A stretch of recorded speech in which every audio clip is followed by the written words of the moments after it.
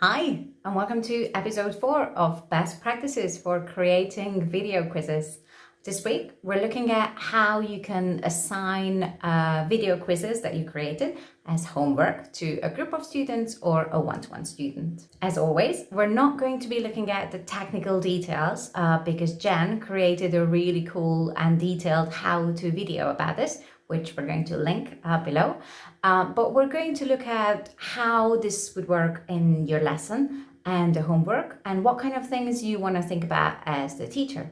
One thing we are going to look at, though, is how easy it is to actually assign a quiz as homework. So you just go to the page of a video quiz, you click on Assign as Homework, and you either type a class name that you have already created and you get a special link, or you can type a class name that you are creating now and get a special link. That's how easy it is. There's your special link, which you can now send to your students. You can click here and copy it. For me, what has worked best is to give a deadline until which students can complete the homework assignment. So this could be, depending on when I'm doing my lesson planning. So it could be the night before my lesson or 2 days before my lesson, whatever works for you. And then I log in and look at the notifications on the website and look at my students' answer and see what I can find there that I would like to do some feedback on in the following lesson. So I log in and I see here next to my picture that I've got some new notifications about students who completed my homework. Yay! So I click on this little icon and I'm taken to the lesson where the new student activity appeared. I can see that I have 4 new answers here. So I can click on this and I'll see here that I assigned this to the software developers class. And so I click on the bell or the arrow and then I'll see my students' answers. So here we can tell that 6 students have completed the homework assignment and 4 of these are new here. So I can click on a student's name, for instance, Sylvie, and then I'll see her answers. So here are her answers underneath the quiz. This little ninja is the answers that Sylvie gave. So here I can see that this is what she said. Here she got both of the green answers right. So there is a tick. And then this is what she said here. And then here she didn't get this question right, which is why we've got a cross in red, not a tick in green, because this is the correct answer. And this is what she said instead. When I create a video quiz that I would like to assign as homework, I always try to include questions where there isn't a correct answer. So where students are free to express themselves and I can actually give meaningful feedback on the answers that they have come up with.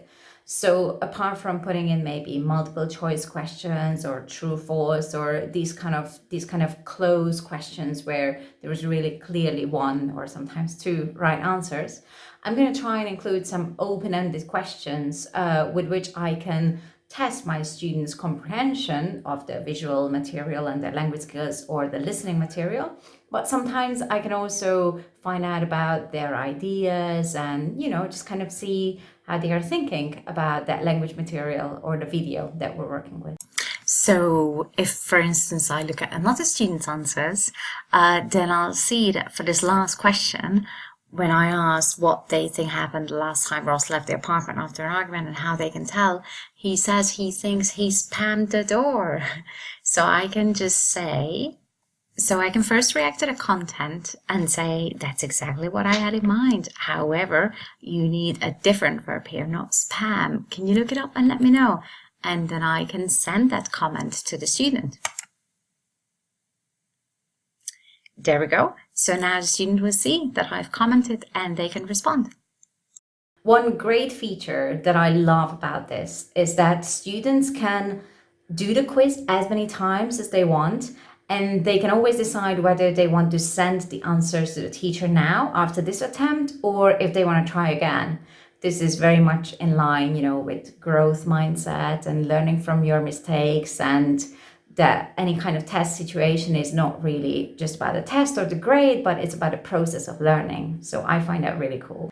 One way of taking this to the next level is getting your students to design their own video quizzes and then assigning that as homework.